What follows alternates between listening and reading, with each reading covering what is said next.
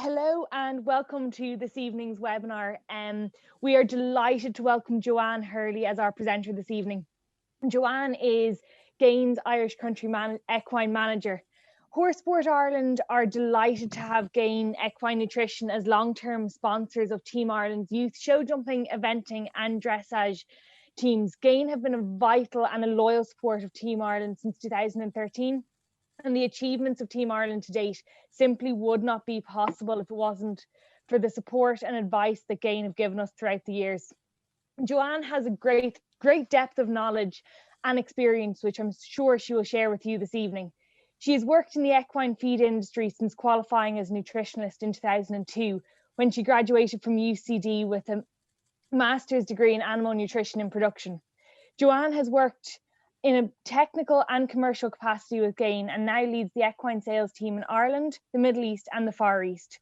Joanne offers technical support to clients in all of these markets. She's also worked with many of the leading equine independent nutritionists around the world over the last decade.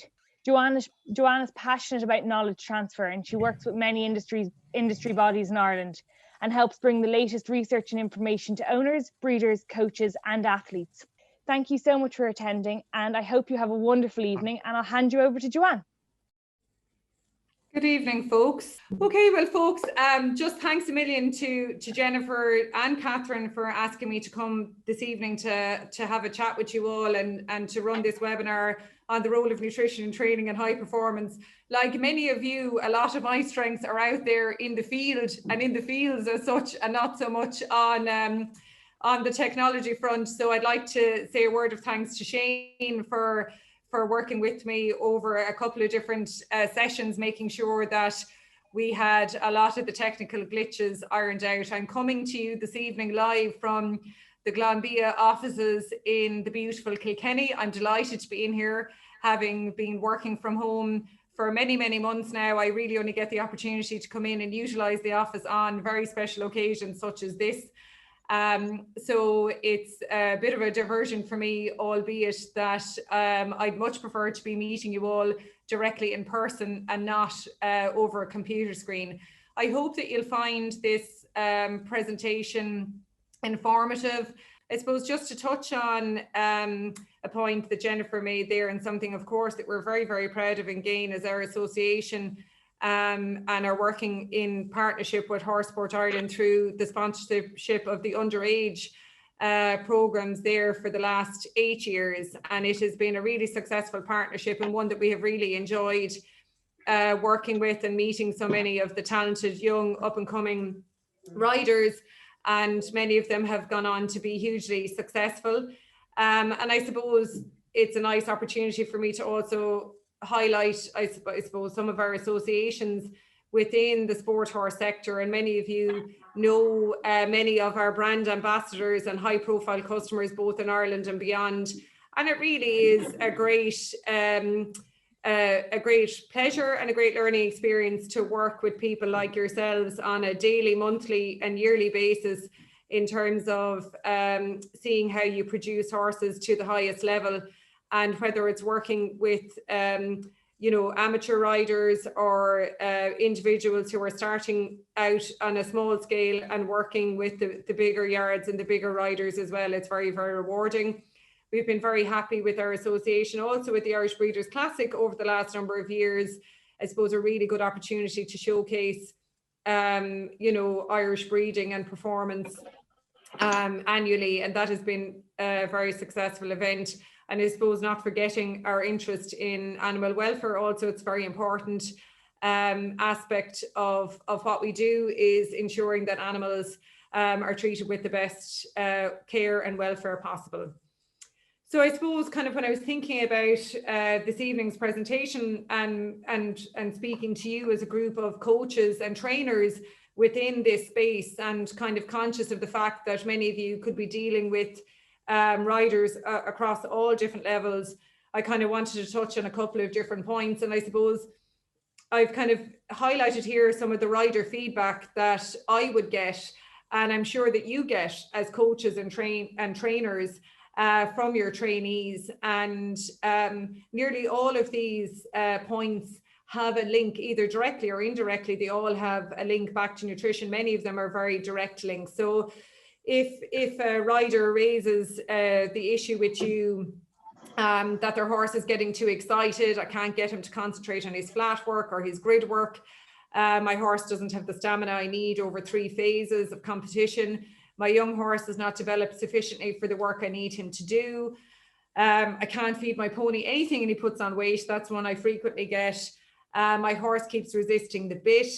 After traveling to competition, my horse will not eat when he returns home, or maybe this is a scenario where the horse has returned from traveling and he is refusing to eat. And another one here in the speech bubble, I need my horse to have energy, but controlled energy. And that's another common one that I receive feedback on. And it's possible that you receive that kind of rider feedback, or it's possible that you notice some of these kind of issues in terms of the training and development of the horse and rider combinations that you're working with. So understanding how the digestive system works, what the equine body requires to support growth and performance, but also understanding kind of common feed ingredients and feed types can greatly benefit every equine training regime, regardless of the level at which you're training and competing at. And I suppose it's fair to say that this is the time of the year where you have a lot of horses returning to work after a winter or Christmas break. And riders will be kind of working on building their horses' fitness and looking at the competition schedules, etc., and where they're going to go with horses and at what points of fitness they need to be at along this journey. And it's a good time to address any ongoing issues. So out of season or pre-season is always a good time to address some ongoing issues. And with younger horses or a new horse to your yard, it might be only now that you are kind of becoming familiar with the horse at this stage of its training and development and notice an issue. Equally, if you're a coach that is working with a horse and rider combination and is working with them for the first time or working with them for a while, you might notice something and kind of feel that this is the time that you can address it before the competitive season really begins.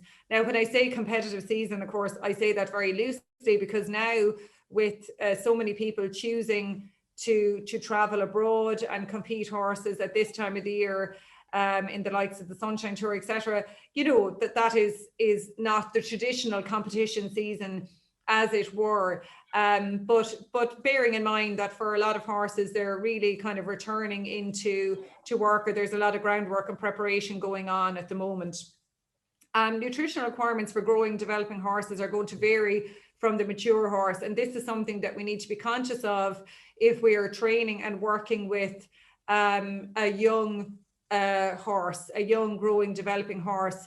Albeit that it might be competing and have a competition schedule, it will have a slightly different and varied requirement to that of the mature horse that you're working with. Yes, there can be some differences in terms of the requirements between breeds. A lot of this data is not is more evidence-based, or is more field-based, I should say, and not so much evidence-based. There is not that much breed-specific work done in the area of nutrition and performance. There's more general work done, but we would have field-based information, I suppose, around certain breeds, particularly you know, horses that tend to keep easier and gain condition more quickly than those that are you know, of different crosses, that are going to take a little bit more in terms of furnishing and finishing them out. And I suppose just giving a nod to COVID, I suppose in the year that we have had in 2020 and certainly the start of 2021, like competition schedules in every jurisdiction have been hugely impacted by the pandemic. And this has probably altered a lot of people's plans in terms of you know, it maybe in terms of selling stock and replenishing the stock in their yard with younger horses, etc. It might have drastically changed a lot of people's plans. So you know, I'm conscious of that also, that has surely had an impact at all levels. So looking at the role of nutrition across every facet of health and development, as well as performance, cell replacement, bone growth, muscle development. Of course, respiratory support is hugely important and very, very important for performance animals. Immune support is very important for all horses, but for those that are in stressful training or traveling, etc., it would be critically important. Hoof growth, again, hugely important. And of course, the area that we're really looking in at this evening is the area of performance and recovery. So the role of nutrition in terms of exercise. So your horse's diet is going to determine how he grows and develops, and is also hugely important in terms of maintaining the gastrointestinal health and the overall health and well-being to enable your horse to go out and achieve to its genetic potential. Understanding the equine digestive system, even understanding the basic principles of the equine digestive system and understanding the key sites of digestion can be really important in terms of making decisions around the types of diet we feed horses, and obviously will have a big impact in terms of overall health and well-being, and will help prevent a lot of the more common gastrointestinal challenges that our horses face, particularly those that are in training, the likes of gastric ulcers, etc., and some other issues, acidosis of the hindgut, etc.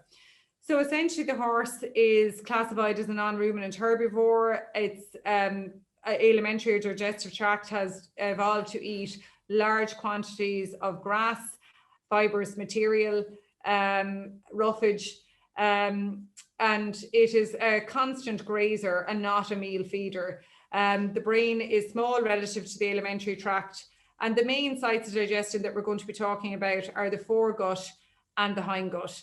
So just to briefly outline the foregut, and I'm not going to go into any great detail on any of these specific sites of digestion because each of them would warrant, you know, a half an hour on their own. Just to give a mention to foregut digestion, you have the mouth, you have the stomach, and you have the small intestine. You get physical and chemical digestion taking place. Obviously in the mouth, you're getting a lot of chewing and tearing of food. In the stomach, you're getting acid breakdown of the components of the diet. And in the small intestine, you're getting a lot of the protein, carbohydrates, and fats digested and absorbed into the bloodstream at this point. In terms of the hindgut, this would be the larger in terms of capacity. The two sites here that I'm commonly going to be referring to are the cecum and the large colon. And here you get fermentation of plant-based fiber in the hindgut. And this is essentially a living area where you have billions of protozoa, fungi, bacteria, yeast, and they're all living here in a quite pH neutral environment. And they work really, really efficiently in the healthy hindgut to convert soluble fiber into volatile fatty acids, VFAs, which is a really important source of energy. So again, just, I suppose, delving a small bit deeper into the sites of digestion, in the foregut, we get a transit time of between 1 and 3 hours. So quite a short transit time overall.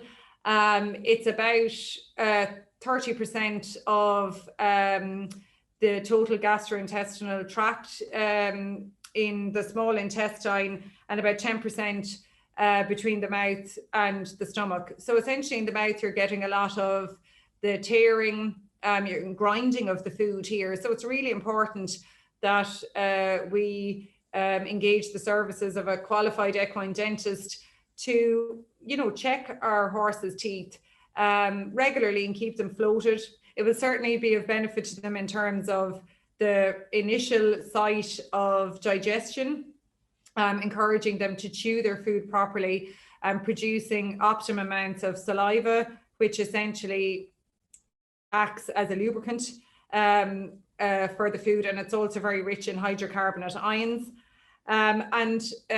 Checking a horse's teeth is also very important in terms of acceptance of the bit and head carriage. And a lot of you would be familiar with that from a training and riding perspective.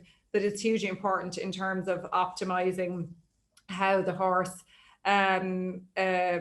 digests and commences the digestion of its food and fiber.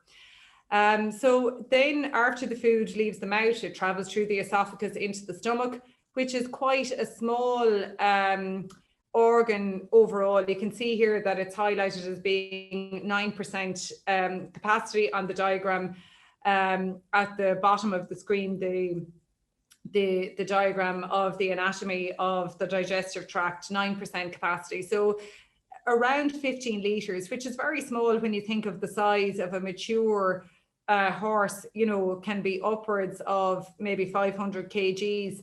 15 litres is very, very small. However, you get a busy environment here. You get continuous acid being produced within the stomach. And this is because horses in nature are grazing constantly. So this continuous acid production doesn't pose a challenge to horses in the grazing environment. And I suppose it's also important to highlight here that the lower regions of the stomach are protected from this acid. So it is not causing an issue to the lower regions of the stomach. It is the upper regions of the stomach where the acid actually isn't produced, but where there is no protective lining that is really most at risk of ulceration due to the physical movement of the acid from the lower regions into the upper regions of the stomach. It's quite a cool little diagram here, and it kind of shows you the flow of the empty stomach, the stomach with the acid being, you know, moving into the upper regions and the development of ulcers. And the third diagram, which shows the roughage or forage meal, acts as a physical barrier to the acid splashing into the upper regions. It's also important to note, and I can see there that a couple of words are missing from that slide, the point that saliva is rich in hydrocarbonate ions, and hydrocarbonate ions work to help neutralize the hydrochloric acid that is produced within the horse's stomach. So it's a useful buffer also against acid. Then from there, the food moves into the small intestine, where, as I mentioned on the previous slide, you get a lot of your protein, carbohydrate, and fat breakdown here. And this is about 30% of the total GIT or gastrointestinal capacity. And the transit time here between 1 and 3 hours, a lot of this we can influence in terms of the meal size. If we offer horses large meals and if they greedily, you know, eat that meal very, very quickly, the food won't get optimal time within the stomach and within the small intestine, because it will be physically pushed through, because there won't be the capacity to hold it there any longer. So small frequent meals, we have always heard that. And this is just really demonstrating why that is the case. The hindgut then is a different scenario. This is 60% of the total gastrointestinal capacity. So it's huge in terms of its size and its capacity. And this is primarily involved in the breakdown of fibrous material, as I mentioned previously, in the cecum. And the fiber is broken down by these busy bacteria, protozoa, yeast, etc. They're working really hard to produce some really important nutrients for us, including energy in the form of volatile fatty acids, B vitamins, and vitamin K. And this is where also we have a lot of the hydration status of the horse is determined by the amount of fiber that is in the hindgut, because the fiber and the fiber is binding the water within the hindgut. So it's really important and it can be an influencer in terms of, you know, the non-functional weight and gut fill that a horse is dealing with also at the point of exercise.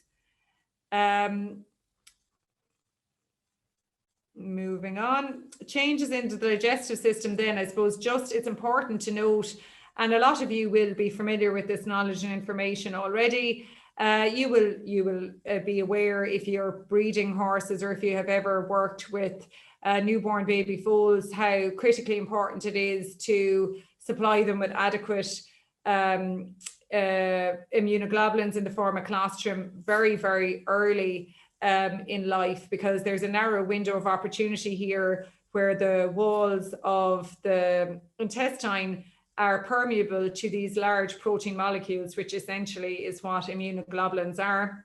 And it's very, very important in terms of providing immunity for the newborn foal from its just common infection in its surroundings. So this is the first big change. So in the first 24 to 36 hours of life, you get a change in terms of the permeability of the walls of the intestine. It's also important to note that, I suppose, as the foal is developing, its digestive system is designed to break down milk and not things like cereals or feed or hard feed. It is designed to be breaking down milk, and that is what it can do most efficiently in terms of providing it with the nutrients it needs for skeletal growth and development, and also in terms of providing it with enough calories to gain weight and grow and develop. Yes, young foals will start to nibble at grass very, very quickly. If they're born in the spring months and they're turned out with their mother, they will start to nibble at grass, and they will start to nibble at hay if they're in the box, but they won't be fully really breaking down the fibrous material until their hindgut develops more significantly. But it's really good for them, and it provides them a very good occupational therapy to have the opportunity to eat fibrous materials.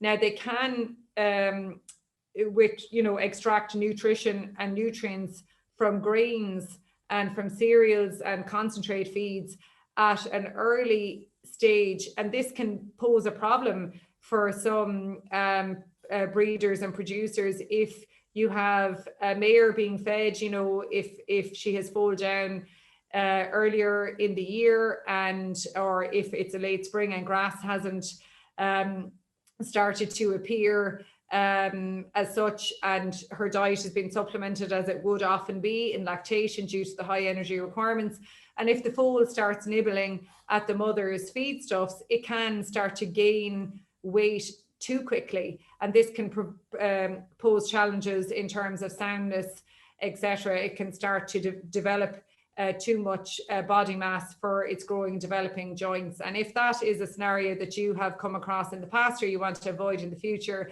a simple thing like raising the feed pots, or not allowing the foal to have access to the mother's food while it's eating, will help to prevent this scenario.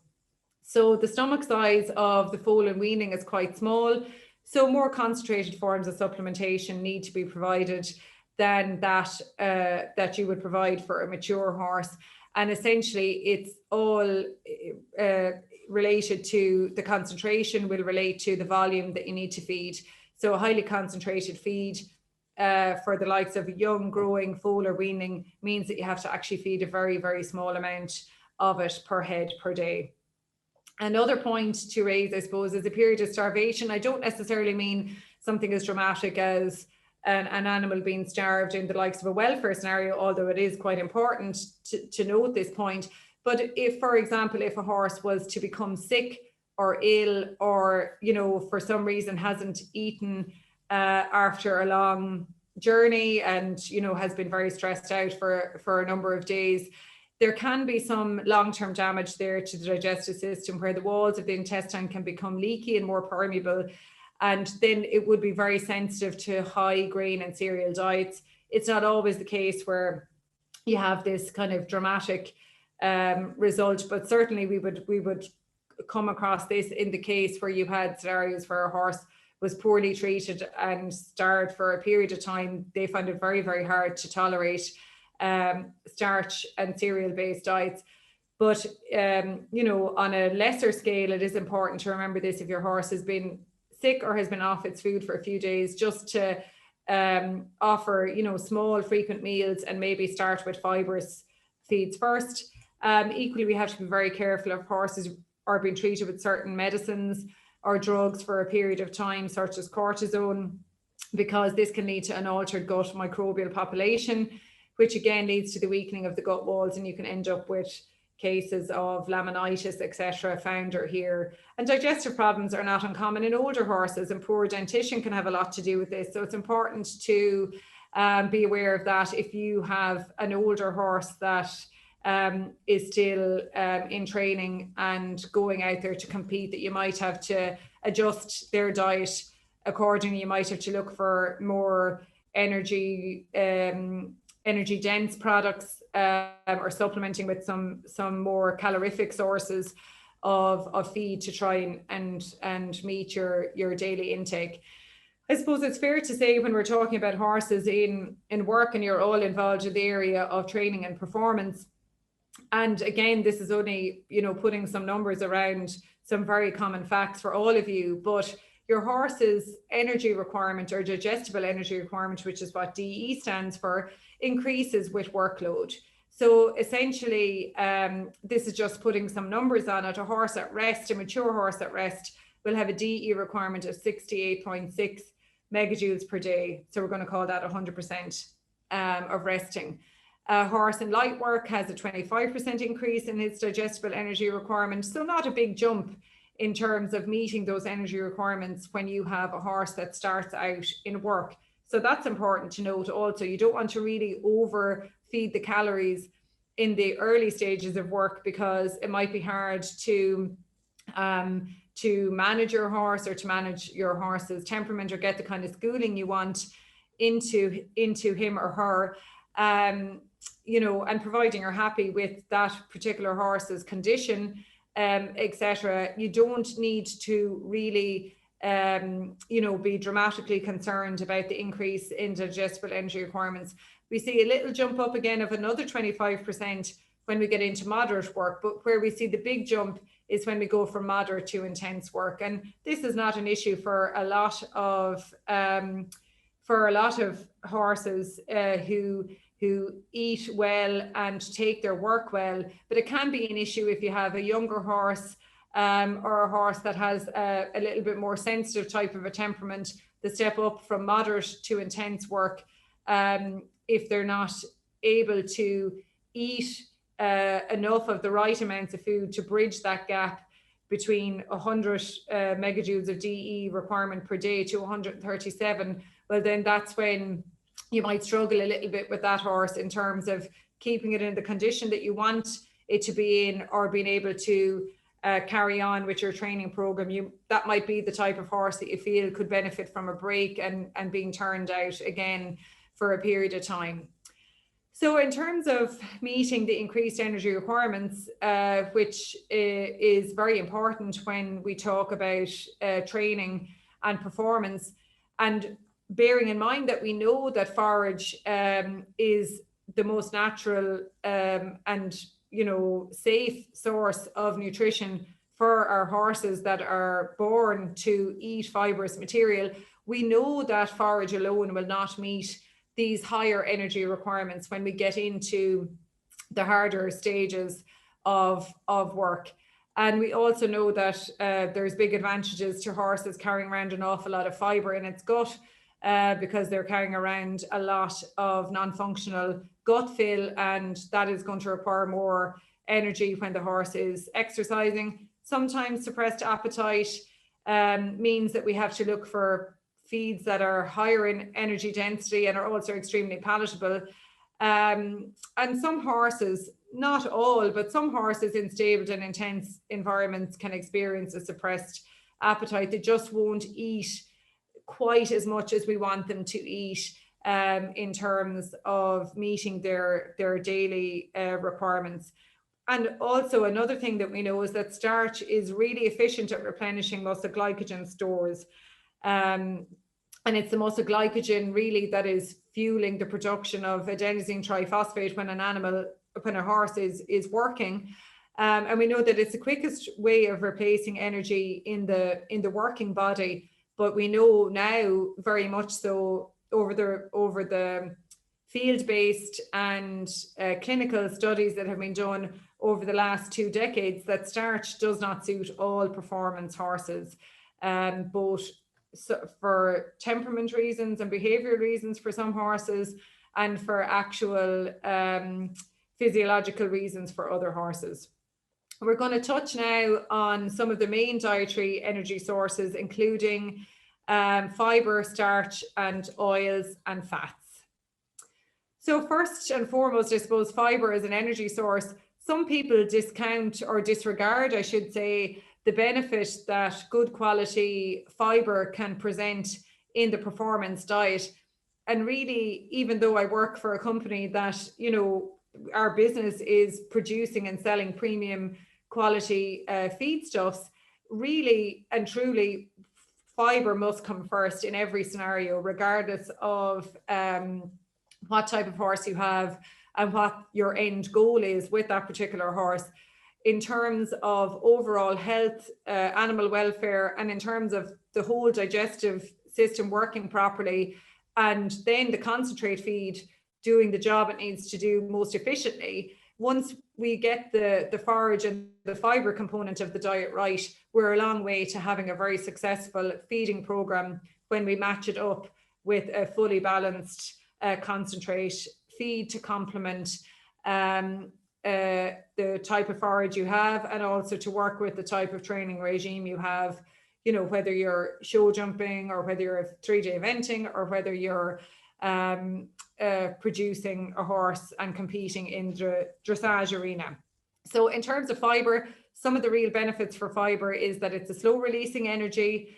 It's fermented predominantly in the cecum. We mentioned that earlier on. Again, those bacteria, protozoa, fungi, yeast are doing a really good job in breaking down the fibrous material there. Some fractions are fermented pre-cecally, but the majority of breakdown occurs, in the cecum, and energy from volatile fatty acids is produced slowly. The long fiber provides occupational therapy, so that's very good for the gut and movement of food through the gut. Yes, there is fiber in concentrate feed, and I'm going to give some examples of that in a moment. But what we also know is that not all fiber is as good as each other, and not all fiber is created equally. Of course, grass is our number one source of fiber and nutrients for our growing and developing horses. But I suppose when we get into more training and competition type of regimes, grazing time is frequently, albeit it's incorporated, it can be limited. But it's still very useful as a good source of nutrition, recreation time for horses. But again, as I said, as your training programs intensify, as your horses are traveling more week to week to various different shows and competitions, it might not get as much opportunity for grazing time as it would if it was in light work or on a break. So we know that our grass is our number one source. Obviously then, and in a couple of slides time, I'm going to be giving a little bit of information around the saved forages, the hay and haylage that we incorporate into our daily feeding regimes, but just to also give a mention to some of the super fibers, as they're termed by the marketeers, that are available to us to use in manufactured feedstuffs and are really, really good at providing our horses with energy, and a good source of energy and slow releasing energy as well, which has other benefits when we're talking about the types of performance horses that you would be working with. So for example, beet pulp, which for years would have, I suppose, been seen as kind of a filler type of feedstuff. You know, there was a thriving beet industry in Ireland, and there would have been a lot of beet readily available in shreds and also as pelleted beet pulp on the Irish market. And, you know, it was commonly soaked and fed to horses, but it wouldn't have really, you know, people wouldn't have really realized as many benefits as there are with an ingredient like that as part of an overall fully balanced diet. That 70% of the fiber in beet pulp is fermented. It has as much energy as oats to the horse's digestive system, to the horse's body.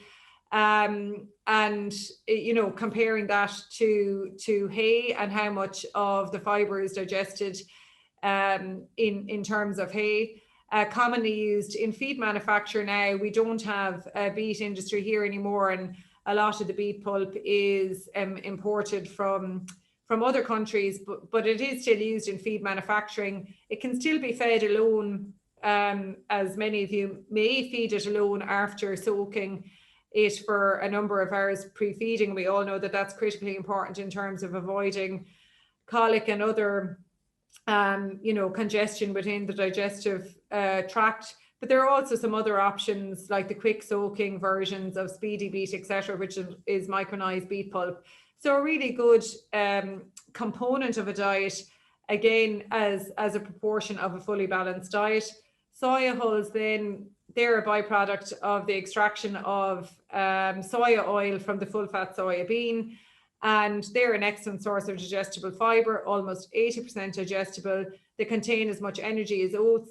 Probably one of the only downsides for the likes of soya hulls is in a manufacturing scenario, they can be quite brittle and difficult to deal with. So you might have to double pellet them to make sure that they're robust enough to go through the likes of the types of sieves and conveyor belts and things that are in the nuts and bolts within a manufacturing mill. And they're often used also in cubed or pelleted products as an ingredient that will bind the components together. Looking at starch then, I suppose, as our really traditional and very common source of energy in equine diet. Starch is made up of a chain of glucose units. So the primary source is cereal grains. We have 3 of the main cereal grains listed here. Maize, which contains 70% starch, barley contains about 66% starch, and oats contains 50% starch. Now, when I throw up that stat there, some people are surprised because particularly in Ireland, I suppose the UK, France, and other major horse producing regions, we would, consider oats as being the primary cereal, and traditionally the primary cereal for use in equine diets. And I suppose although it contains a lower amount of starch than barley and maize, it has a higher raw starch digestibility, and that's something that's really important to note. So less processing can be applied to oats to make it safe to be fed. Also, I suppose in terms of palatability and in terms of feed safety, in terms of the digestive tract, because there's a good fibre content in the hull of the oat, it makes it a safer choice to feed to equines. And we certainly would never feed whole barley to a horse, and whole maize would just travel into the system and out the other end. It wouldn't even be broken down. So it would need a lot of processing in terms of making it suitable. The plus of starch is it's a very versatile energy source. It's the number one way of replacing muscle glycogen post-exercise, and horses who have worked very hard and post-competition, but too much can be a problem, and we have to remember that. So here again, I'm highlighting the fact that the raw starch digestibility is higher in oats than barley than corn. Cereal grains are very palatable, and horses typically love cereals. Not very high up on the list in terms of the quality protein. Yes, our cereals contain a certain amount of protein, but it wouldn't be as good or as useful as that contained in the oilseed proteins. Also, it is low in lysine and other essential amino acids. So if we're using a kind of predominantly cereal-based diet, we need to make sure that we have other ingredients that will provide a balance in terms of these essential amino acids, or that they're added in as part of the trace mineral and vitamin pack. The quality of the protein also decreases in the order of oats, rice, barley, maize and wheat. So you can see a few reasons there why oats has kind of come out on top in a couple of the more equine traditional producing regions. Cereal grains are often deficient in calcium and high in phosphorus, so we call that an inverted calcium to phosphorus ratio. So you need to be aware that, again, if you're choosing to feed maybe some straight cereals in your diet, or even if you're looking at top dressing, and I'll talk about top dressing in a little while, some cereal in your diet as well. High levels of phytate salts can reduce the availability of calcium. zinc and magnesium, all of these are very important in terms of normal bone and skeletal development. So we need to ensure that we have the correct calcium to phosphorus ratio and balance within our diets if we're using, a lot of cereals within our feeding program. I've just listed off a few of the kind of properties of oats and barley here. I'm not going to go into them, bullet by bullet. I suppose, some similarities in both, but I suppose the big point about oats here, I've mentioned, again, safer to be fed at higher levels than other cereals due to the high fiber in the hull. And you don't have to, now in the modern world, we often choose to really optimize the digestibility of oats in premium products by like micronizing or toasting or steam flaking the product to really maximize the digestibility and make it a very, very safe and stable product. But I suppose, even a light crimping or rolling of an oat can be enough to improve the digestibility sufficiently and make it safer to be fed to horses that are in work. Whereas in the case of barley, and really like my father and his father, they mightn't have known why, but they knew that they needed to cook or boil the barley before they fed it to the working horses. And this was improving the starch digestibility of the product because it has quite a low raw starch digestibility, and they wanted to ensure that it was safe for their horses to eat and also to maximize the calorific value of that feedstuff for those working horses. Maize and corn, I suppose, typically speaking, we're importing the maize or corn that we include in equine diets in countries like Ireland. When you go to other climates, the US, when you go to Australia and other places where maize and corn are grown very easily, it is quite a low cost raw material, and you can often find that their diets have a much higher percentage of maize or corn in them, particularly their higher energy diets. But it's a large grain and it's very hard. It really needs to be flaked or micronized to ensure it's safe and to optimize the digestibility. In some markets, like in the US, you will see some amount of cracked corn in cheaper, probably non-performance equine feeds, but it has a low raw starch digestibility, so you need to process it quite heavily. Just giving you some info there on the different types of processing, just in case any of you haven't come across those before. Those are all methods of processing, and possibly information that you mightn't be worried about, but some of you might have an interest in it, if you're ever trying to compare one feedstuff or another. Obviously, in the more premium products, you would expect to see those cereals, really optimized in terms of digestibility and increased and improved, feed safety. So you're looking for steam flaked and toasted or micronized, etc. Moving on to oils and fats then, I suppose, which are triglycerides, have really in the last 10, 15 years, the whole area of fat and the role of fat in equine diets and performance diets has really been zoned in on. And I think it's fair to say that if you went back 2 decades ago or even a decade ago, there wouldn't have been half as much, emphasis on the oil or fat content in particular feeds or feedstuffs that are being sold commercially. But now there is a lot more emphasis on it because I suppose people see the need and the requirement to broaden our energy sources and to move away from a high dependency on kind of the starch cereal-based diets, which can lead to issues such as behavioral problems if horses are prone to muscular problems like tying up, etc. High starch diets are not suited to those individuals. But even for the benefits in terms of having a lower, slower releasing energy within the diet and a lower glycemic response, many riders are choosing to opt for feeds that have a higher fat content, you know, and that is contributing positively towards the overall calorie content in the diet. There are very few downsides to incorporating good quality vegetable fats in the diet, maybe with the exception of, you know, a sudden or excess amount of fat in the diet can cause reduced stools, and sometimes horses have an issue with the palatability of the feed if there is excess fat in it.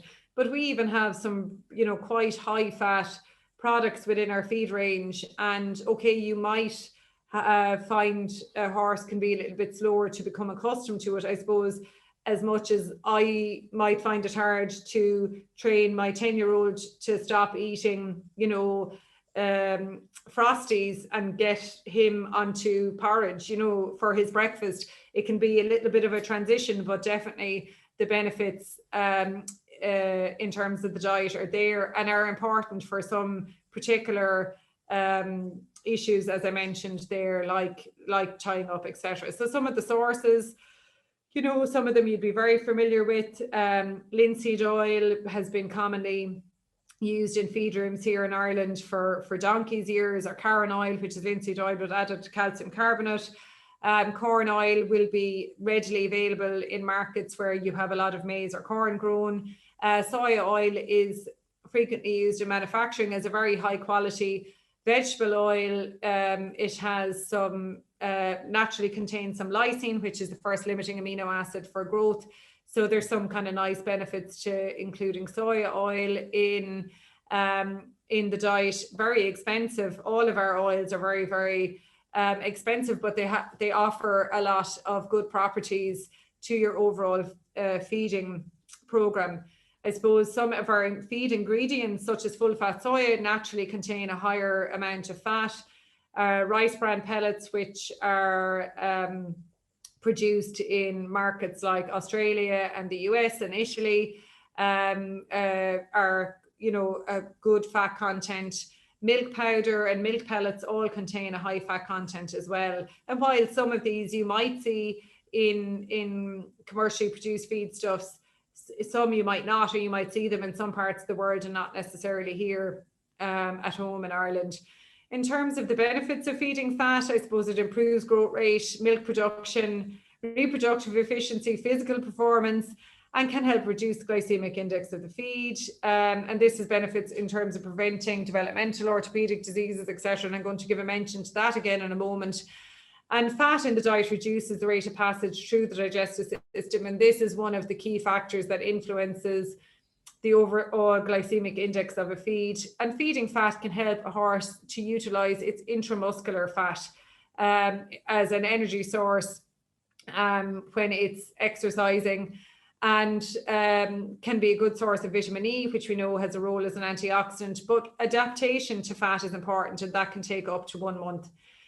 Just going to kind of give you a graphic indication here of how the simple addition of oil can change how the I suppose energy dispersion, if you want to call it that, the blood glucose levels essentially after a horse consumes a high grain or cereal based feedstuff. This is American referenced study, so they always call their cereal based products grain. So essentially here we can see that the horse is eating a high grain or high cereal based feed, and it gets quite a spike in terms of blood glucose post consumption. So the peak of that is somewhere around 2 hours after he's consumed it. By simply adding oil to that, you know, like top dressing with oil, we've got a much more level release. This peak will kind of give you, you know, indicates quick releasing energy into the bloodstream, and this more level release will kind of give you a more steady release of energy into the bloodstream, which is generally more desirable when we're talking about the likes of performance horses. Again, I'm just referencing some of the glycemic index of common feedstuffs here, because it's of interest to people. We can see that oats here is kind of our base point at 100. Sweet feed, which is your typical American high maize, crack corn type feed is up at 120. We can see fiber is down around the 80.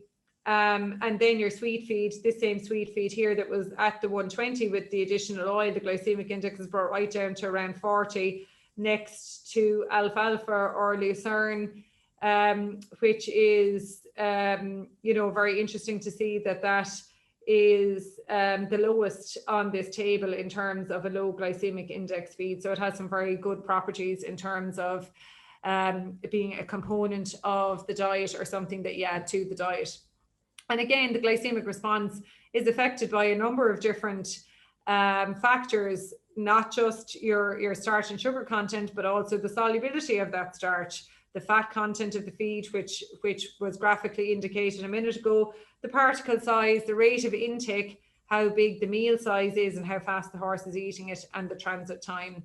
And again, I suppose it's important and it's worth noting, particularly if we're producing young growing horses, to keep an eye on the glycemic index of the feeds that we choose to feed those horses. So moving on now to look specifically at the whole area of performance nutrition. I hope I haven't lost too many people along the way talking about the digestive system and feed ingredients, but it's quite good and practical information, I hope, for all of you to have in your armour.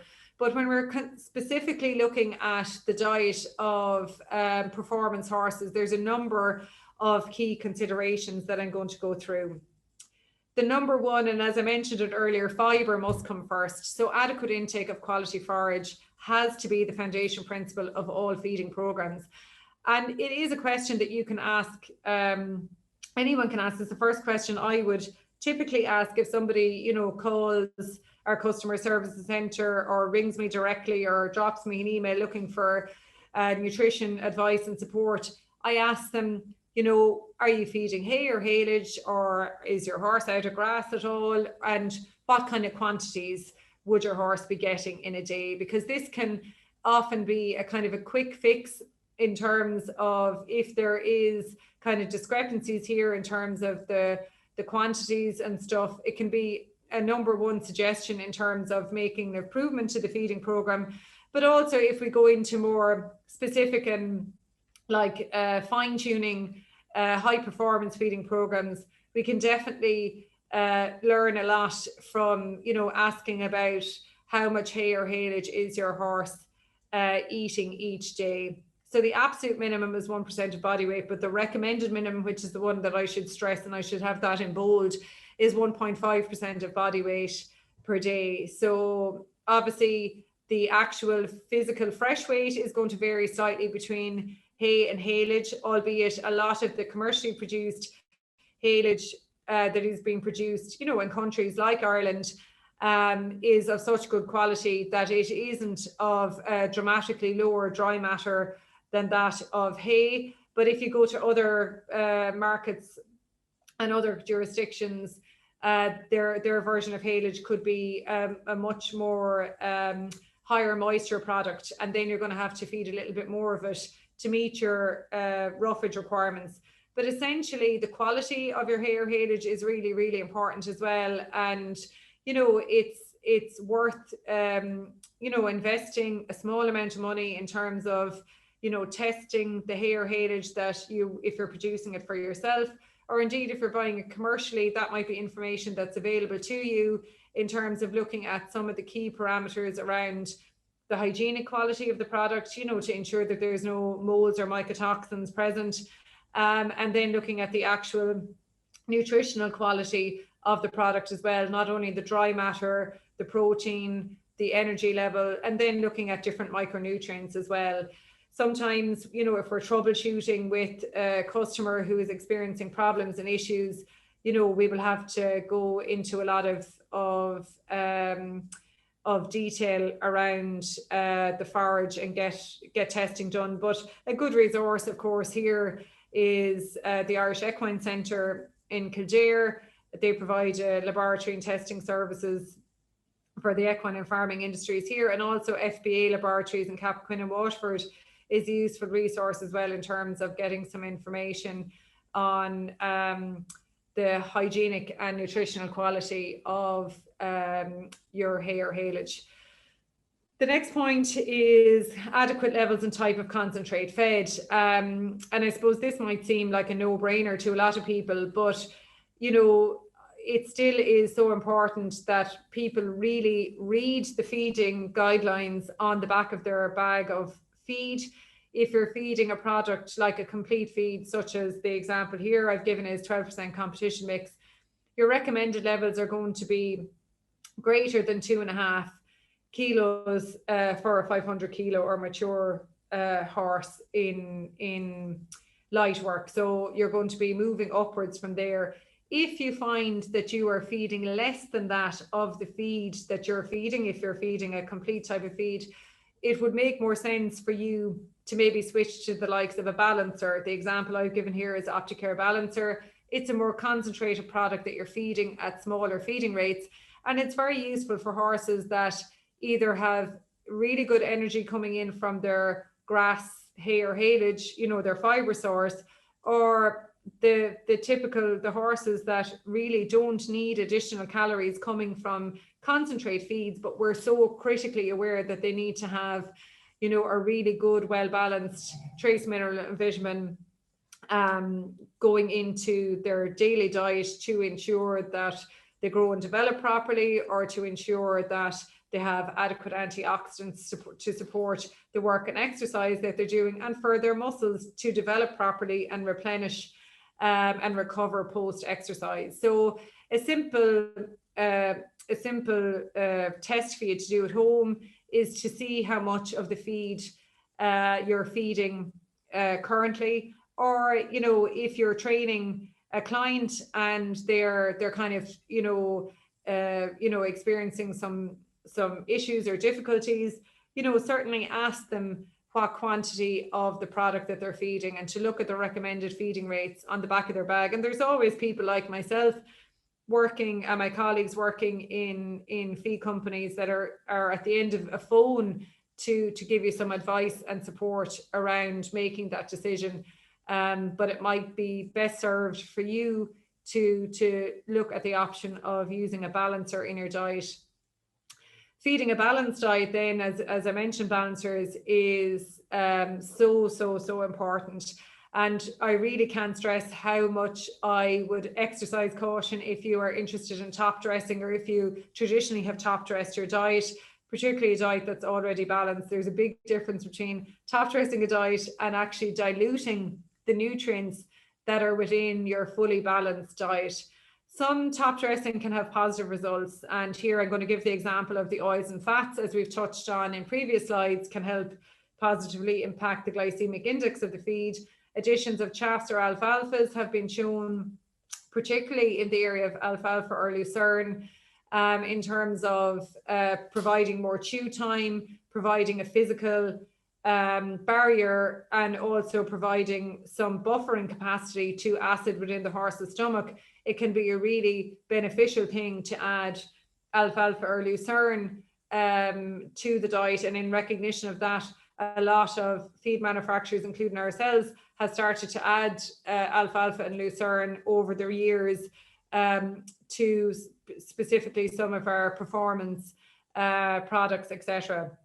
But also we have to be aware that some top dressing can have a negative effect on gut health and performance, like the addition of whole or uncooked cereals such as barley. You can see that from my earlier slides. If you were top dressing with barley and it wasn't cooked, it can present a significant risk to the pH within the hindgut, and turning that into a reduced pH or acidic environment can lead to the depletion of those beneficial microbes that are in there, and you'll end up with a horse that is suffering from kind of some subclinical hindgut acidosis.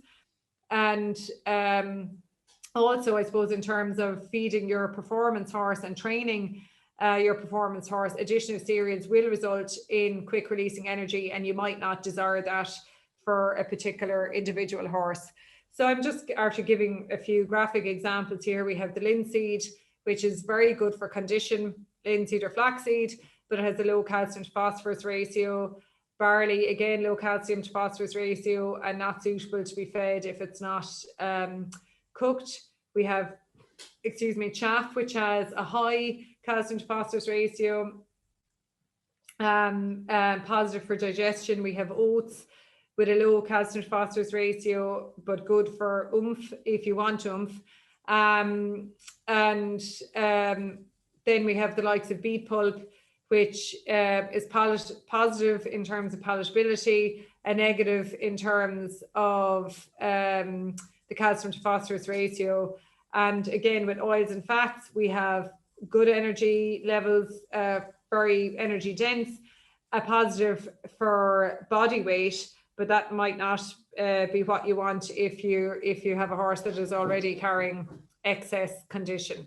So just be cautious, and again, reach out to somebody if you're in doubt or if you have queries about improving or optimizing your feeding regime. Another critical consideration to look at in terms of the diet of performance horses is to ensure that we have an adequate antioxidant intake in the diet, and this is really, really important to protect the muscles that are carrying out all this work. And you can have damage to the muscles by the free radicals that are naturally produced during the exercise cycle if you don't have adequate antioxidants present in the diet. And some of the antioxidants here, some of them you'll be very familiar with at this stage, the vitamin E levels, because there is a lot of, I suppose, emphasis on the vitamin E levels in high performance feeds. So you might be familiar with vitamin E, and you might have heard a lot of reference to it in terms of manufactured feedstuffs. And with vitamin C, then, while there is no scientifically, stated dietary requirement, we know that it can be beneficial for horses that are suffering from stress and disease, and indeed some speciality type products for horses that have muscular type problems will contain supplemental vitamin E or vitamin C in addition to vitamin E. Then we have a number of cofactors that can improve the antioxidant status, such as good selenium levels, copper, zinc, and manganese levels as well. In terms of immune support, I suppose high performance horses are subject to many stressors through their general management and also through the rigors of traveling and high performance. They can spend long time traveling within a country and even from country to country. They're typically on high concentrate feed intakes, and they have an intense training and competition regime. So stress and intense exercise produce increased amounts of free radicals in the body, and they'll damage the body cells, including the muscle cells that also affect the immune system. And oxidative stress can occur when a horse's own antioxidant system becomes overwhelmed. So supplying dietary antioxidants to help maintain levels within the horse's body. And again, we're using also a natural plant antioxidant called Proviox, which is produced by a company called Provimi.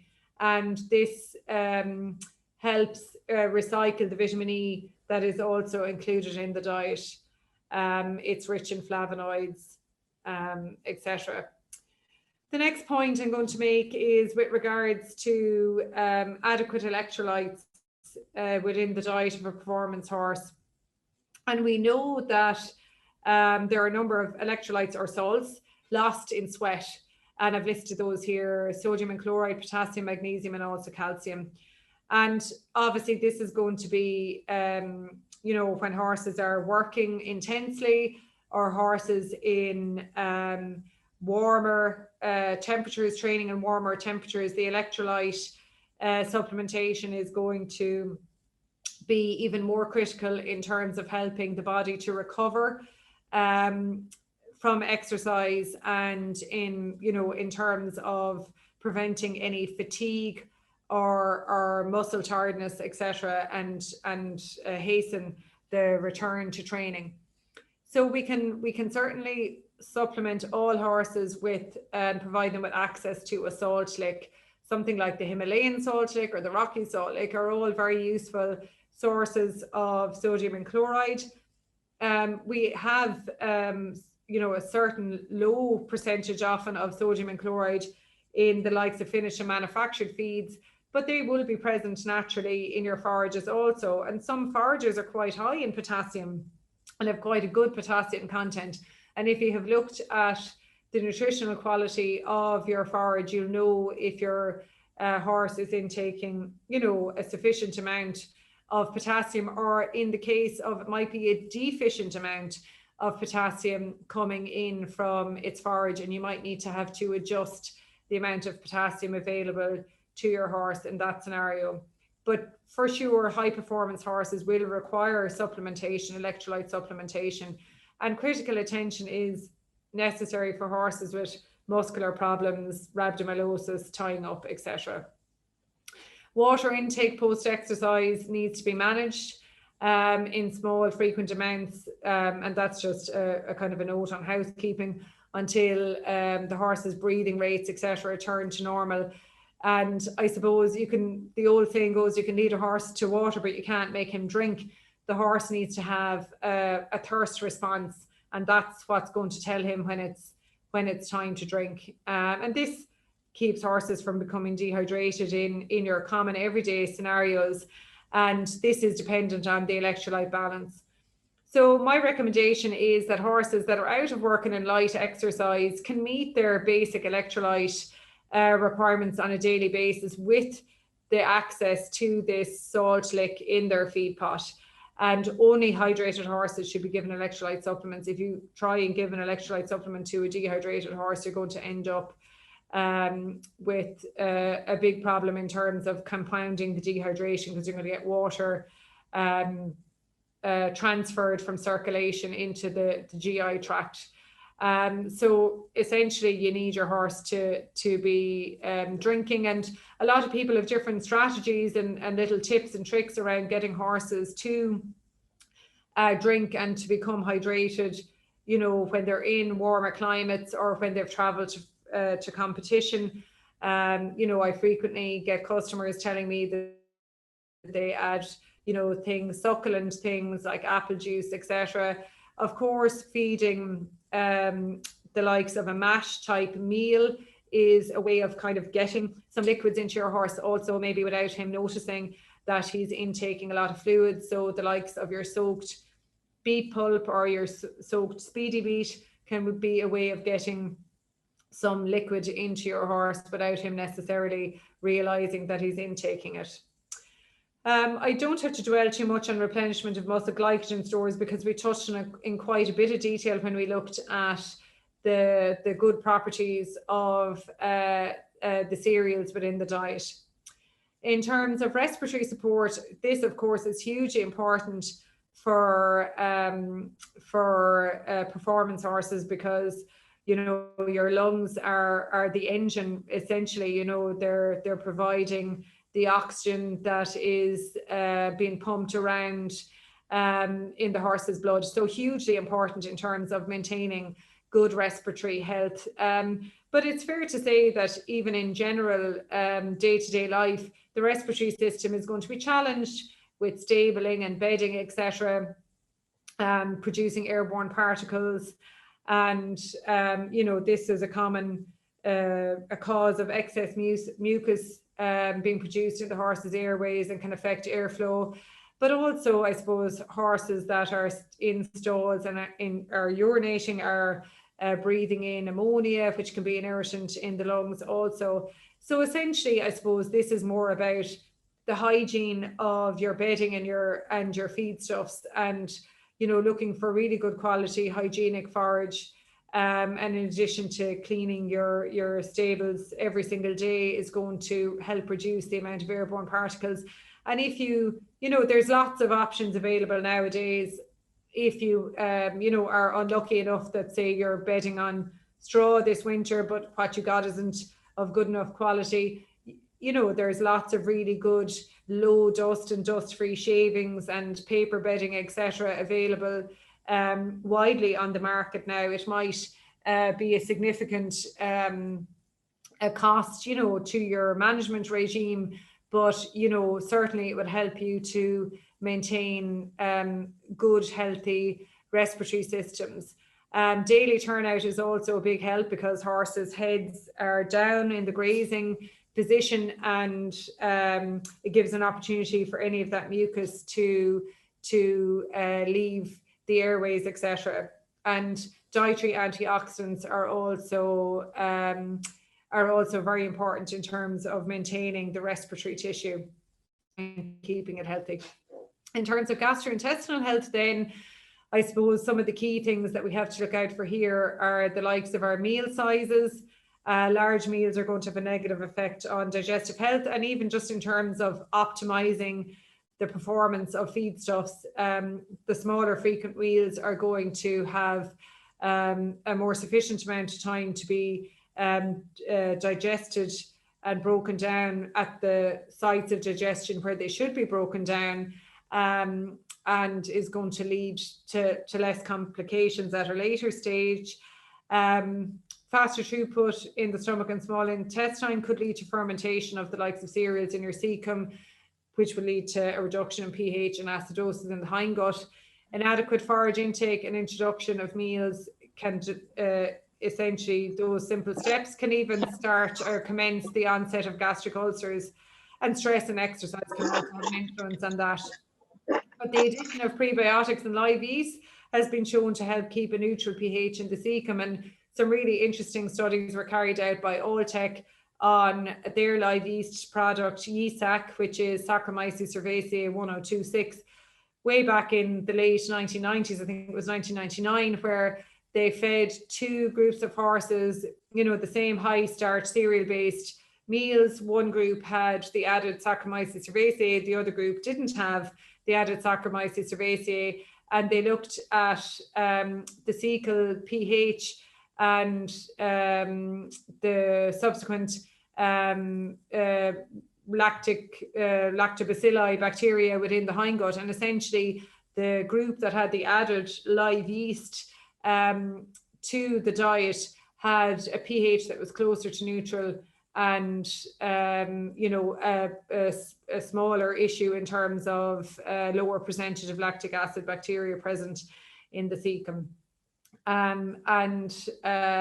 You know, those studies have been developed over the years, and there, you know, is good scientific efficacy around adding live yeast to the likes of a cereal-based or performance diet. Also, our reduction in dependency on starch, like, you know, all the evidence is showing us that, you know, starch is a really good component of any diet, and, you know, is very good in terms of replenishing muscle glycogen and, you know, restoring our horse's top line and condition post exercise and performance.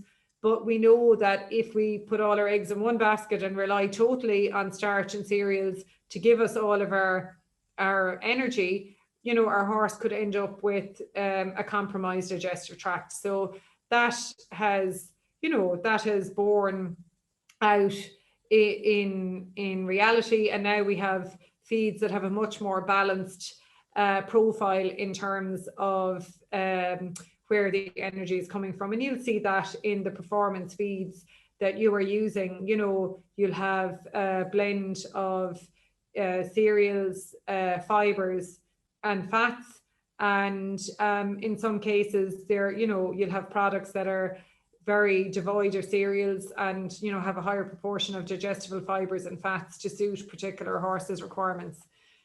We know that eating fiber produces twice as much saliva as eating a concentrate feed. We know that the saliva is rich in hydrocarbonate ions, which are very important as a kind of a first line of defense. Saliva is also obviously hugely important in terms of lubricating the feed and ensuring that the horse can swallow it and doesn't suffer from choke, or if it has any kind of blockages in its esophagus. And again, I gave a little mention a while ago to the positives around feeding alfalfa or lucerne to horses that are in a stable and training environment in terms of working as a physical barrier and a buffer to the acid that's produced in the horse's stomach. And this has been shown by research that's carried out in both the University of Edinburgh and Texas A&M University. So that is, proven research at this stage. So, something that you might consider as a benefit to your performance horses feeding regime.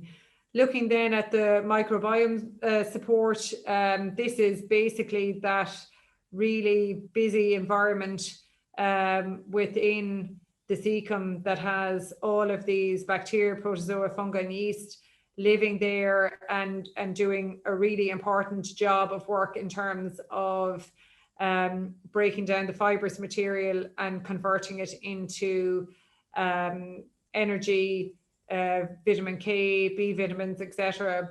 All of which are very, very beneficial and important in terms of performance. And each horse's microbiome environment has adapted over time, and even it can vary between horses that are in the same shared management and environment. And there's a good bit of research going on in this area, even currently in the likes of France, etc., and some of the French universities. So it's really important in terms of maintaining health and performance. And reduced feed intakes due to a poor appetite or high cereal intakes, low forage intakes and stress will all have a negative impact on this environment. So, what can we do to support it? I suppose in terms of, our good foundation principles, in terms of, our small frequent meals. It's not going to overwhelm the microbial population within the cecum. Also paying attention to the types of the raw materials. As I mentioned earlier, if it's a cereal based diet, like to make sure that those cereals are properly processed, so that they have the best chance that they have of being digested and broken down in the stomach and the small intestine and not going into the cecum and fermenting. And also the inclusion of the likes of the live yeast and other probiotics, that have proven efficacy and are registered for use in equines has been shown to help to support this very important environment. I would kind of describe it as, in a very simplistic way, as a human athlete taking a probiotic or a Yakult every day in terms of keeping their gut healthy. Then another consideration that we need to keep in mind is weight and body condition score management. And this is something that you as the trainer might notice and pick up on as fast, if not faster, than the person you're training. Because I suppose sometimes, when we're looking at a horse every single day, we don't notice, subtle differences or changes within their condition or their top line development. But as a trainer, if you're looking at a horse rider combination, be it once a week, once a month, you will notice something and you might pick it up for the good or for the bad in terms of maybe a horse needing to develop their body condition and their top line. And an exercise and feeding regime go hand in hand here in terms of developing that muscular profile, etc. Or indeed a horse that is carrying too much weight and needs to, safely lose some condition as part of their feeding and training regime. It's really useful to know how much your horse weighs. That's like golden if you want not only to plan a feeding regime, but also if you want to medicate your horse in some way. It's really, really useful. If you don't have a scales available to you, talk to your vet or talk to another local provider who might have the opportunity for you to use their scales just to kind of get a check-in weight on your horse's weight.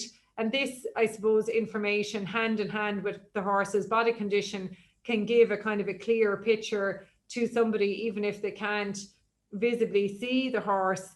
But certainly when you're trying to describe the horse and whether it needs to gain some weight or gain some muscle mass or needs to furnish out or indeed if it needs to lose some condition through its training regime. And there's a number of different body condition scoring charts available. And, you know, if you Google the Henneke scoring system, you know, you'll get a really comprehensive, detailed breakdown on the internet in terms of the sites of focus for condition scoring, etc. And it'll give you a good guide in terms of body condition scoring your horse. Another consideration is the use of dietary supplements, and there are so many supplements available on the market.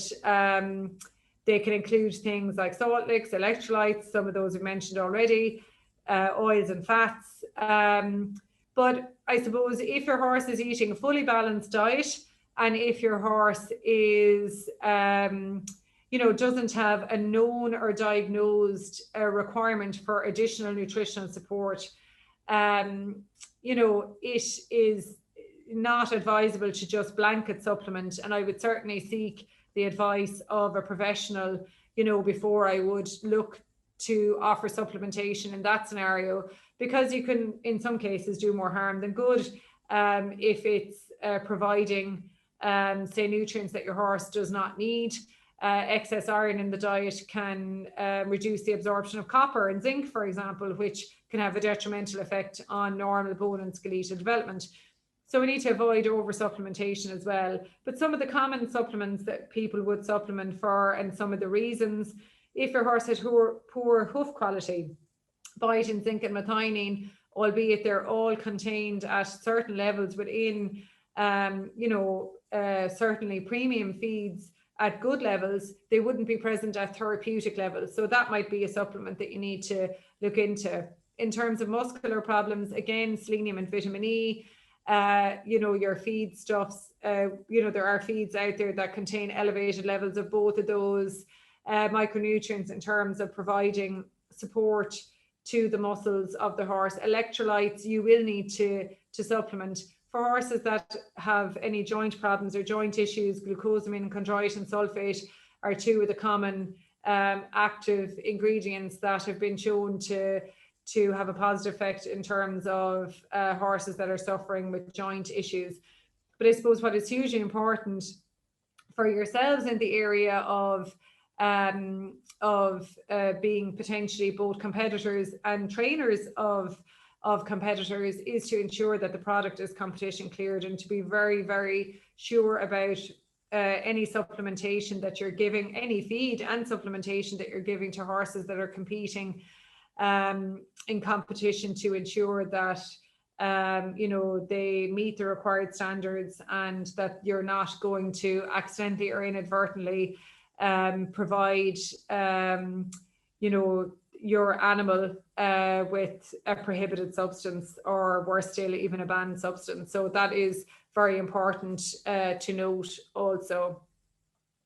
And what I would say in that case is, you know, talk to your vet, talk to the manufacturers, and find out as much as possible about the product that you intend or are looking at supplementing in the diet. It might not be necessary, it might not you know, improve the situation for you, it could you know, make it worse, but it's best to seek professional advice. And I suppose as a group of coaches and trainers, I suppose it's important, you know, to call that out in terms of making sure that people get the best advice possible. In terms of behavior then, I suppose, you know, I mentioned, you know, that horses in training and, you know, in you know, higher training or more intense training, and with more with busier competition schedules, have reduced access to grass or pasture turnout time. Feed choice can have a significant influence on behavior, and you can see that even from our presentation tonight. If you're choosing, if you have a very excitable horse, or a horse that is you know, quite hard to handle, or a more excitable type, feeding that horse or that pony, you know, high cereal based feed is going to only exacerbate that situation, is going to add more fuel to the flames as such. by providing it with more quick releasing energy. So looking for a product that is higher in fat and fiber would be more suitable in that scenario. But equally, you can have the opposite case where you could be training a horse and rider combination, and you feel that the horse could really benefit from some quick releasing energy in their diet. And in that scenario, you know, you can look at products like a racehorse mix or cube that is going to have plenty of cereals in it and have plenty of quick releasing energy. Okay, folks, I'm going to hand it over now to Shane, and he's going to play a quick video on good feeding practices to give me a chance to draw a breath and get a drink of water, and I'll be fully ready for your questions then at that point. So over to you, Shane.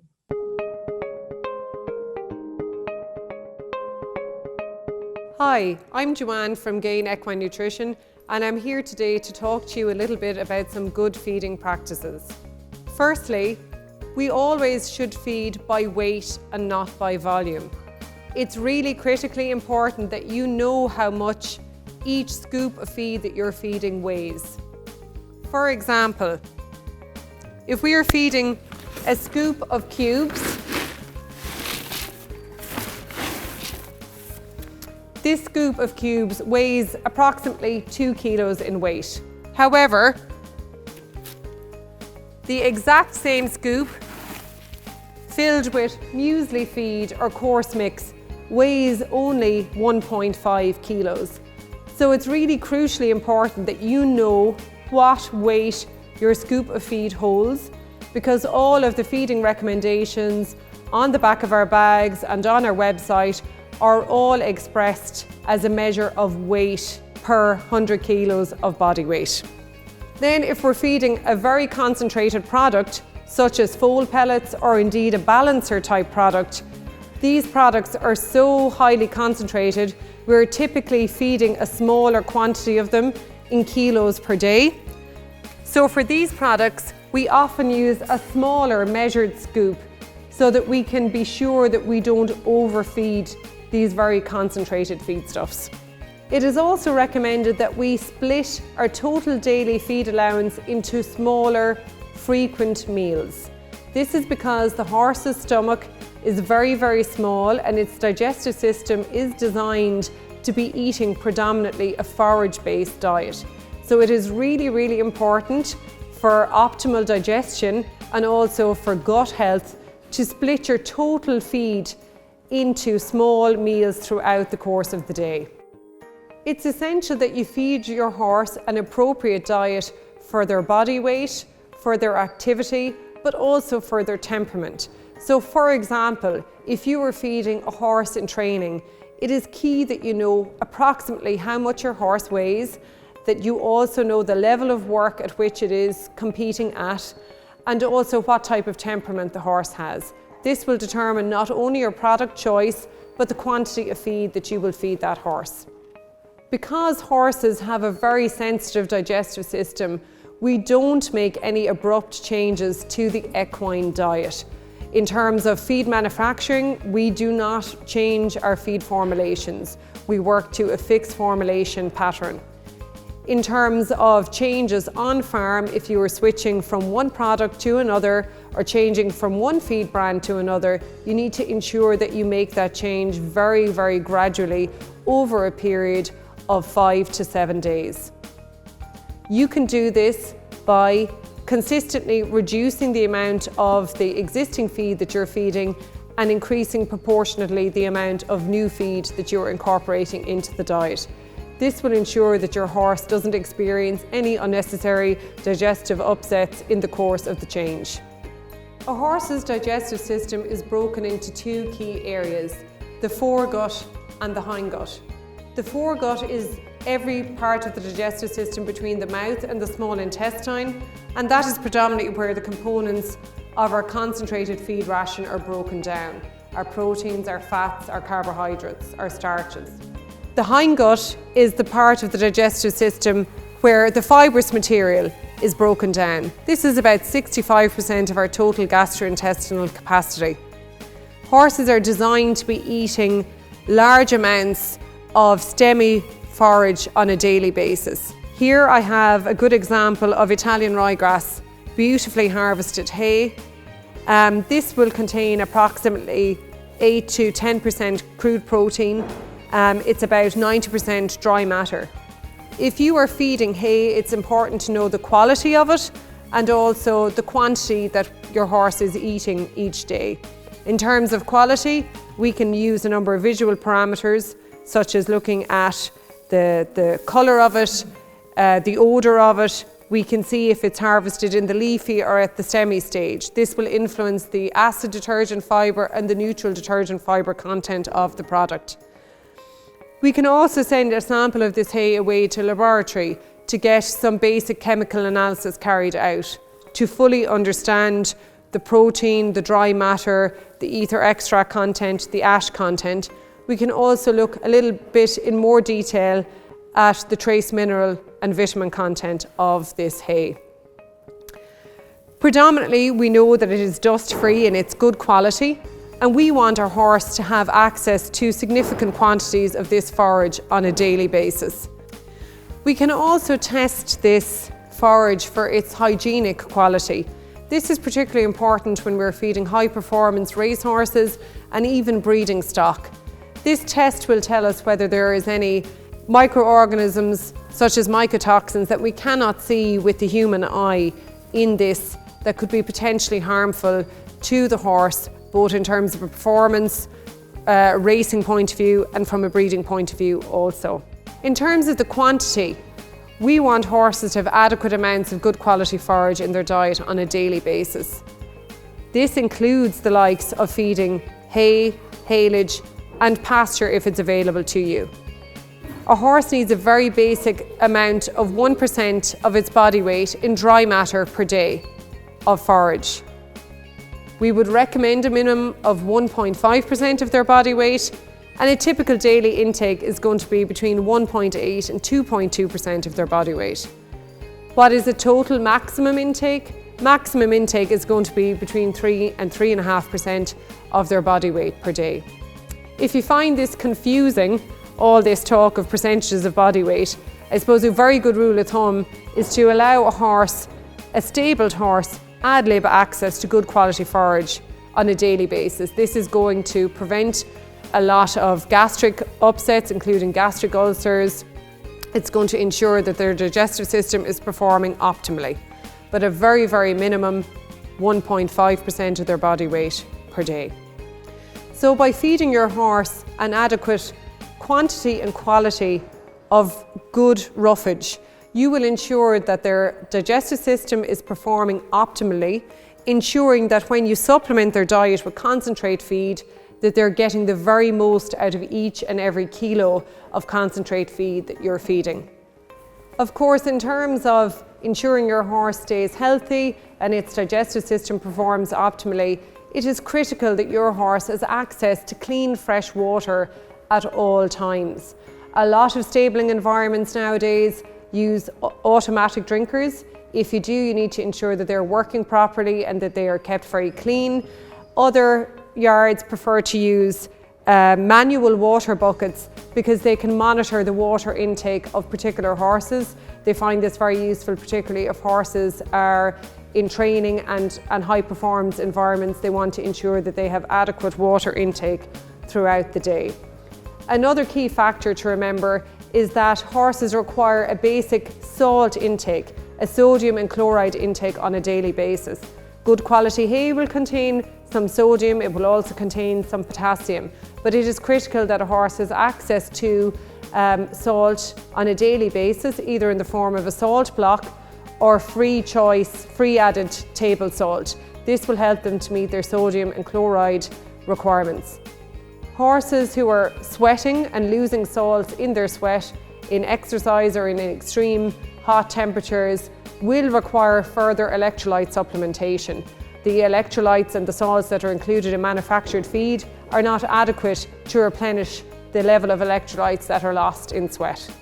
Outside of the requirement to have salt available and to add additional electrolytes into the diets of horses that are losing sweat through performance, there is no requirement to add any further nutritional supplementation to the diet of your horse when they are eating a fully balanced, complete feed as those in the Gain equine nutrition range.